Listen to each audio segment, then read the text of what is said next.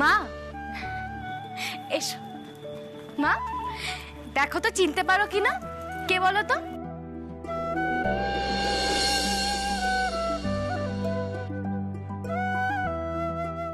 কি বলিস রে? হ্যাঁ, চিনতে পারবো না? আমাদের বংশের প্রদীপ, আমার দাদু ভাই ডোডো রে, ডোডো। অত বুড়ো হইনি। কিন্তু মা, ডোডো আর তাতান যদি একসাথে আসতো ভালো হতো, তাহলে তোমার সামনে দাঁড় করিয়ে জিজ্ঞাসা করতাম, বলো তো মা, কে ডোডো আর কে তাতান? অবশ্য তুমি তো চিনেই ফেলতে, ঠিক তাই না? দাদু ভাই, মা মনে আছে ডোডো তাতান যখন ছোট ছিল, তখন সব সময় ছোট কাম্মা বলে পেছন পেছন ঘুরে বেড়াতো আমার। দেখি দেখি দাদু ভাই, তোমাদের দাদান তো চলে গেল, আমিও যাওয়ার পথে। মা এত দেরি করে আসতে হয় বলতো? হ্যাঁ, কোনদিন চলে যেতাম, দেখাও হতো না। দেখি দেখি একটু ভালো করে দেখি, কত বড় হয়ে গেল সব।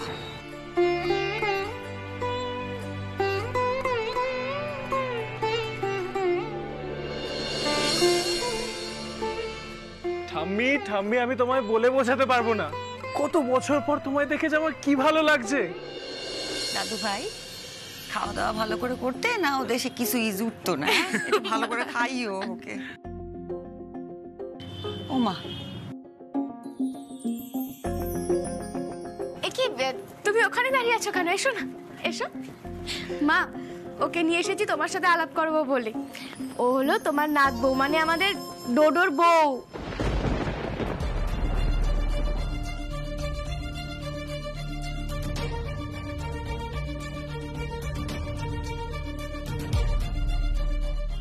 দেখলে তো দাদু ভাই, পরিবারে বয়স্ক লোকেরা ফেলনা, জানানোর প্রয়োজন বোধ করলে না তো বুড়ি ঠাকুমাটাকে। ওটো ওটো, দেখি বউ যখন এনেছো দেখি। কামশানা, মা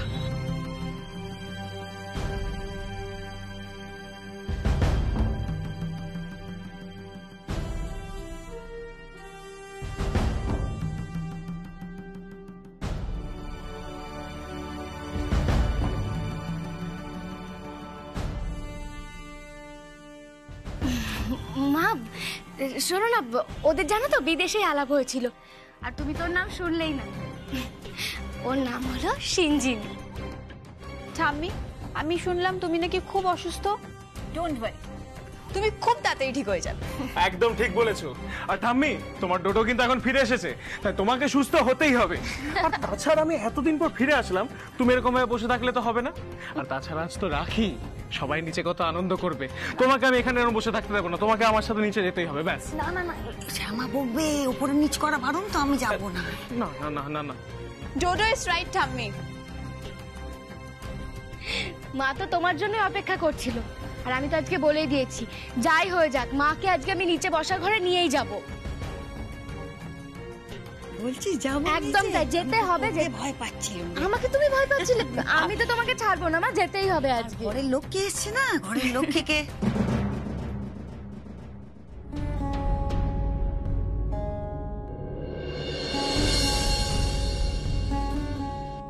আরে আমার নয় কপাল পড়েছে, ওর কপাল কেন ফাঁকা?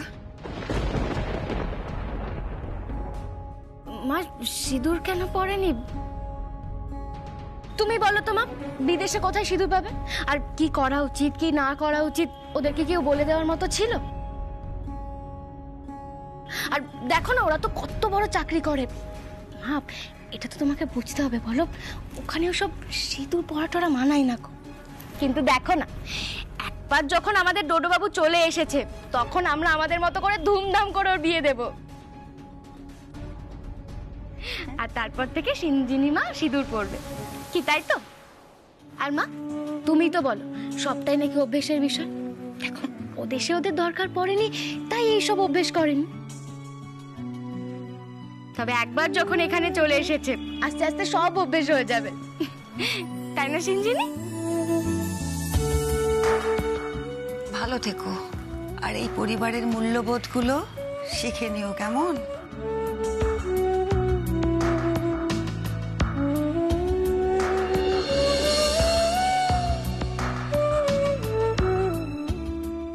আচ্ছা ছোট কাম্মা, বলছি আমি ঠাম্মিকে নিচে নিয়ে যাই? না না, তুমি এতটা পথ এসেছো, তুমি ক্লান্ত হয়ে গেছো, বিশ্রাম করো না। আমি অনিরুদ্ধ আর শিবাকে বলে রেখেছি, ওরা নিয়ে যাবে। না না না না, কোনো দরকার পড়বে না।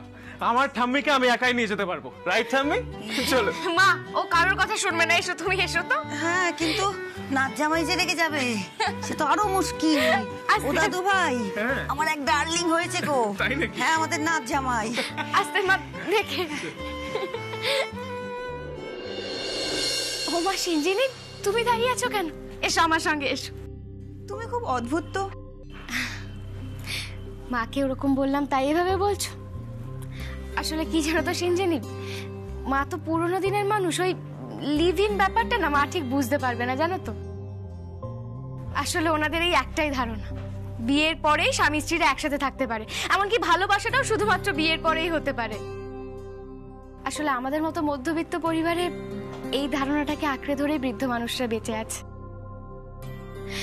আর ওনাদেরকে যদি নতুন করে কিছু বোঝাতে যায় না, ওরা তো বুঝতে পারবে না, উল্টে কি জানো তো, ভুল বুঝে যাবে। সেই জন্যই তো মিথ্যে কথা বলতে হলো, এইটুকু মিথ্যে বলতে হয়। বুঝলাম। দেখো সেঞ্জিনি, তোমাদের এই লিভ ইনের ব্যাপারটা পুরোপুরি না বুঝলেও আমি কিন্তু কিছুটা বুঝি। একে অপরকে তোমরা ভালোবাসো, সেই ভালোবাসা বিশ্বাসের জায়গা থেকেই তো এক ছাদের তলায় থাকো তোমরা। আর এই বিয়ে নামক প্রতিষ্ঠানের থেকেও অনেক বেশি একে অপরকে বিশ্বাস করো, তাই এতে আমার কোনো আপত্তি নেই। আমি বলছি কি মা, দেখো তুমি তোমার ঠাম্মির জন্য, আমাদের জন্য না হয় বিয়েটা করেই নিলে। বিশ্বাস করো, আমাদের মতোই মধ্যবিত্ত পরিবারের মানুষরা না এর থেকে বেশি আর কিচ্ছু চায় না। আমাদের শুধু একটাই চাওয়া পাওয়া, আমাদের বাড়ির ছেলে টোপর পরে বউ আনতে যাবে আর লাল টুকটুকে বেনারসি পরে দুধে আলতায় পা ডুবিয়ে আমাদের ঘরের লক্ষ্যে আমাদের ঘরে আসবে।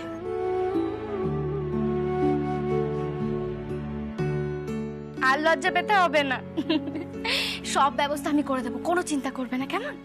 আই মাস্ট সে, তুমি খুব অদ্ভুত। কেন আমাকে হঠাৎ করে অদ্ভুত লাগলো কেন? এই যে তুমি আমাকে আমার মতন করে বোঝালে আর ঠাম্মিকে ঠাম্মির মতন করে। You are just like a water, একদম জলের মতন। যেখানেই রাখো না কেন নিজেকে সেই শেপের মতন ম্যানেজ করে নেবে, রাইট? ডোডোর কাছে তোমাদের ব্যাপারে অনেক কিছু শুনেছি, ও সারাদিন তোমাদের ব্যাপারে বলতো, স্পেশালি তো তোমার ব্যাপারে। ওরা দুজন নাকি ছোটবেলা তোমার খুব বড় ফ্যান ছিল। ওটা What? এই যে তুমি এইমাত্র বললে ওরা ছোটবেলায় আমার অনেক বড় ফ্যান ছিল, তো ফ্যানের বাংলা অর্থ হলো ন্যাওটা। ন্যাওটা, নাইস ওয়ার্ড। ও সব সময় বলতো তুমি নাকি খুব ইন্টেলিজেন্ট, সব কাজ তুমি একাই ম্যানেজ করে নাও। আজ তো ফাইনালি দেখেও ফেললাম। আসলে কি জানো তো সিঞ্জিনি, ওই যে তুমি বললে না জলের মতো, আমি আমার পরিবারের জন্য সব সময় ওই রকমটাই হতে চেয়েছিলাম। আসলে আমি খুব ছোট একটা গ্রামের মেয়ে, আর যখন আমি এই বাড়িতে এসেছিলাম তখন আমি কিচ্ছু জানতাম না, কিচ্ছু বুঝতাম না, কিন্তু এই বাড়ির মানুষগুলো আমাকে আদর দিয়ে ভালোবাসা দিয়ে নিজের মতো করে নিয়েছে। আর এখন ওদের কথা না ভেবে কি করে থাকি বলো তো আমি?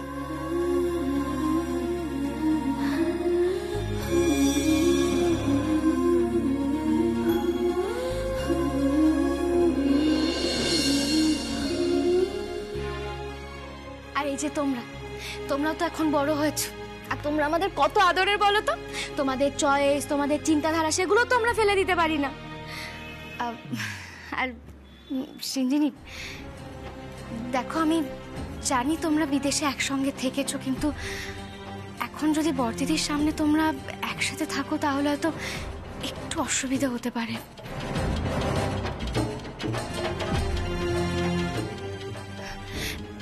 তবে তুমি একদম চিন্তা করবে না, তোমাদের ছোট কাম্মা আছে না, সব ম্যানেজ করে নেবো আমি। এই বাবা সিঞ্জিনি, মা কিন্তু অনেকক্ষণ নিচে চলে গেছে, তাড়াতাড়ি চলো, নয়তো খুব রাগারাগি করবে। এসো এসো এসো। শ্যামা চৌধুরী, ভালো মানুষের মুখোশ পরে অনেকগুলো বছর তো কাটিয়ে ফেললে, এবার নাটকটা শেষ করতে হবে যে। তোমার জন্য আমার বাবা মায়ের জীবন শেষ হয়ে গেছে কৃষ্ণকলি।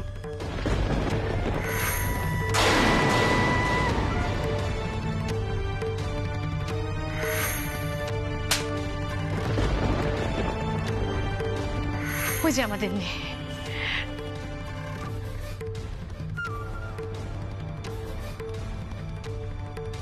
ওকে আমি বোর্ডিং স্কুলে রেখে এসেছি জানেন। আমি একা একা এখানে চলে এসেছি রমেনের মৃত্যুর প্রতিশোধ নেব বলে। তোমার জন্য আমার বাবা আমাদের ছেড়ে চলে গেছে। আমি এতদিন ধরে নিজেকে তিলে তিলে গড়েছি একদিন তোমার সামনে এসে দাঁড়াবো বলে। এবার তোমারই বাড়িতে তোমার বাড়ির বউ হয়ে এসে তোমার সামনে দাঁড়িয়েছি। দেখবো তুমি কি করে বাঁচো এবার।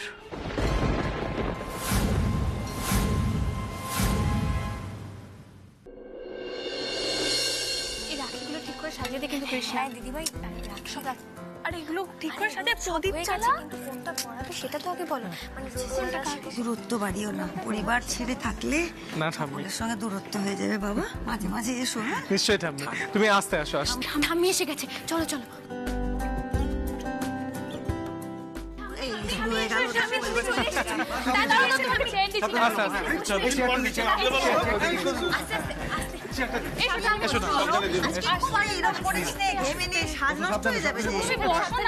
আমি আছি আছি, ঠিক আছে, আমার কিচ্ছু হবে না। কি জানো, ও দাদু ভাই, হ্যাঁ বলো ঠাম্মি। বোনেদের সঙ্গে আলাপ টালাপ হয়েছে তো? হ্যাঁ ঠাম্মি হয়েছে। না হ্যাঁ হ্যাঁ বললে তো আমি শুনবো না। পরীক্ষা দাও, কিরকম আলাপ হয়েছে দেখি। নিশ্চয়ই নিশ্চয়ই। হ্যাঁ। আচ্ছা, ও হলো গিয়ে ছোট কাকায়ের মেয়ে কৃষ্ণা, তাই তো? একদম ঠিক। তোর ছবি দেখেছি আমি, ইনফ্যাক্ট তোর গানও শুনেছি, ভীষণ ভালো। আর এইটা হলো গিয়ে মুন্নি। লাস্ট না তোকে যখন দেখেছিলাম তুই ঠিক এইটুকু। না না না, এতটা ছিল। এখন কত বড় হয়ে গেছিস? অবভিয়াসলি। এ কি, আমাকে তোমরা নিজেদের দলে নেবে না? আরে প্লিজ তুমিও জয়েন করো না আমাদের। অবশ্যই। তো এরাই হলো তোমার কাজিন। ইয়েস। বাঙালি বাড়িতে অত কাজিন টাজেনের চল নেই, ওরা সবাই ভাই বোন।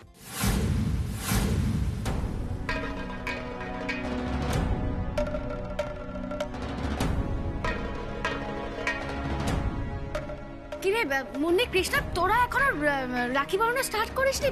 নে শুরু কর, দেরি হয়ে যাচ্ছে তো। এই অ্যানাউন্সমেন্ট এভরিওয়ান, আমার আর কৃষ্ণার হাতে যারা যারা রাখি পড়তে চাও এখানে লাইন দিয়ে দাঁড়িয়ে যাও। সরো সরো। হ্যাঁ লাইন দে দাদু ভাই পারিস তো দিদি ভাই। যা দাঁড়াও দাঁড়াও দাঁড়াও তো দেখি। হ্যাঁ ঠিক আছে, আমরা ঠিক আছে।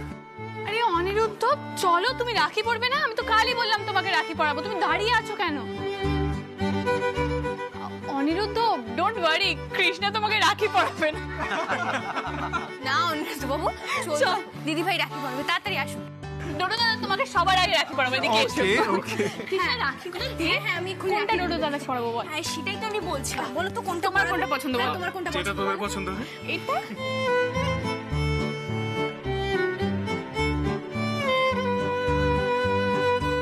এবার রাখি পরাবো। হ্যাঁ হ্যাঁ হ্যাঁ, না না না, আগে রাখি না, আগে তাপ দাও তারপরে রাখি। আচ্ছা দিদি ভাই এ নাও। হ্যাঁ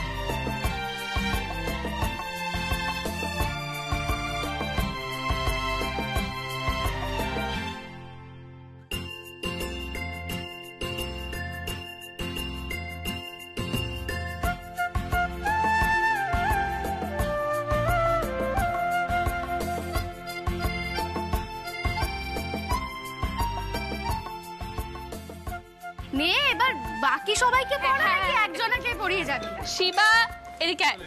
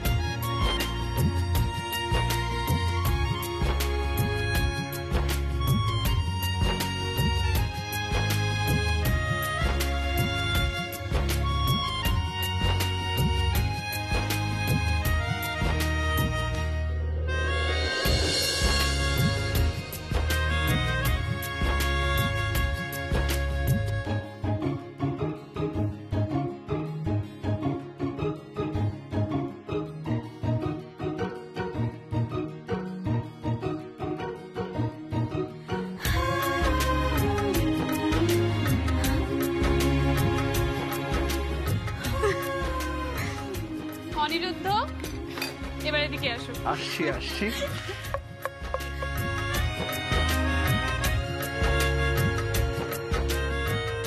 কি অনিরুদ্ধ, কৃষ্ণাও তোমাকে রাখি পরিয়ে দিক নাকি?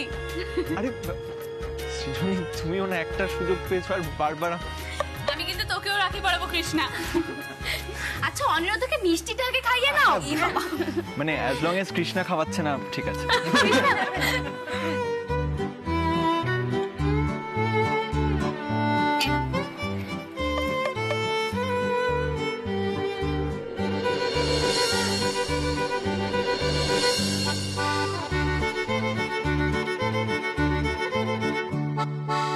দেখি কৃষ্ণা, হাত দে।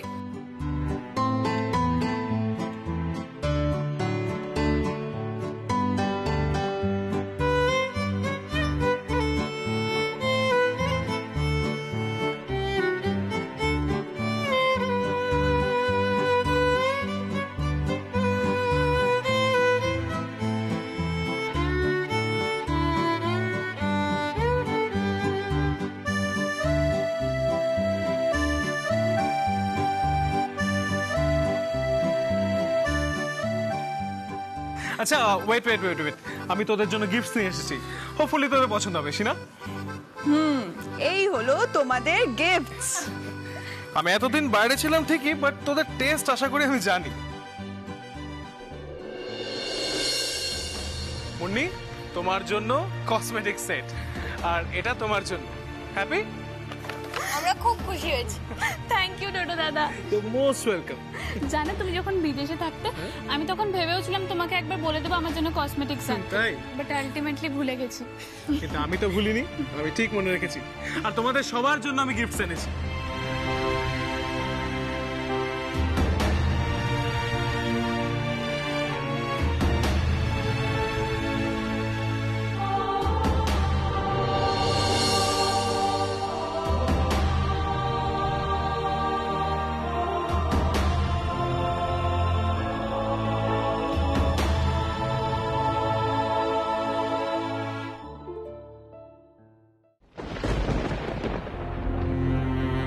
শিবা, তোমার চোখে জল কেন? কিছু না বোন। শিবা, কিছু না বললেই হবে? কি হয়েছে? কিছু তো একটা হয়েছে। আচ্ছা দিদি ভাই, তোমাকে আমি রাখির উপহার হিসেবে কি দিই বলো তো? আমি তো অলরেডি শুনলাম তুই নাকি কৃষ্ণাকে একটা স্পেশাল গিফট দিচ্ছিস। Special gift? হ্যাঁ কাম্মা, স্পেশাল গিফট। আর সেই গিফটটা আমি কৃষ্ণের সাথে শেয়ার করে নেবো, তাই তো কৃষ্ণা? আচ্ছা অনিরুদ্ধ, আমার গিফটটা কোথায়? গিফট দাও, গিফট দাও। তোমার গিফট? আমার দেবার কথা? Of course. না সৃজনী, মানে I think there is a mistake. তুমি তো বললে রাখিটা রাই পাঠিয়েছে, তো গিফটটাও রাইয়ের পাওয়ার কথা, তুমি কেন পাবে? সিরিয়াসলি অনিরুদ্ধ, তুমি কিন্তু ভীষণ কিপটে। কৃষ্ণা দেখ তোর বড় কত কিপটে। রাই রাখিটা পাঠিয়েছে তো কি হয়েছে? আমি তো পরিয়ে দিয়েছি তোমাকে, আমার গিফট পাওনা আছে। এটা কিন্তু মুন্নি একদম ঠিক কথা বলেছে। সৃজনী, তুমি কি ভাবছো তুমি একাই আমার লেগ পুল করবে? আমি তোমার লেগ পুল করতে পারি না? আমি মজা করছিলাম। আসলে তুমি তো আমায় লাস্ট মোমেন্টে বললে যে তোমার গিফটটা আনা হয়নি, কিন্তু আমার একটা প্রস্তাব আছে। সেটা হচ্ছে একদিন আমরা সবাই মিলে একটা মুভি দেখতে যাব, তারপর বাইরে খাওয়া দাওয়া করব, আর সেদিনের যত খরচা সব আমার, স্পন্সর্ড বাই মি। এটাই তোমার গিফট। ইয়ে ইয়ে। হ্যাঁ, এটা আবার কি ধরনের গিফট? খুব ভালো gift Gemma. Aniruddha, thank you so much, আমি ভীষণ হ্যাপি। বলছিলাম যে শিবার গিফটটা কি সেটা শুনি।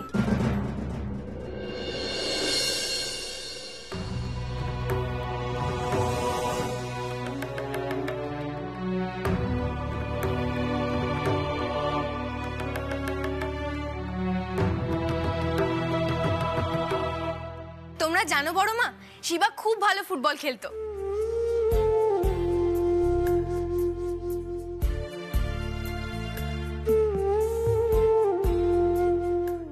ওমা, তাই নাকি?